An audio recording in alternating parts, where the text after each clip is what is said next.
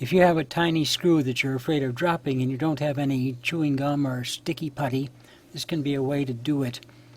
Take a thin piece of plastic and heat up a wire and make a hole that would fit the screw.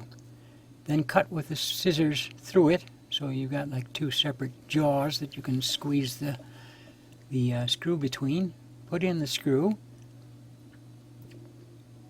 and then with that hold it over the hole where you're going to have it. Put in your screwdriver and turn it in at least one turn, maybe a little longer, and then you can just pull this thin plastic off. Here's a close-up of pulling it loose, and then you can screw the rest of the way in.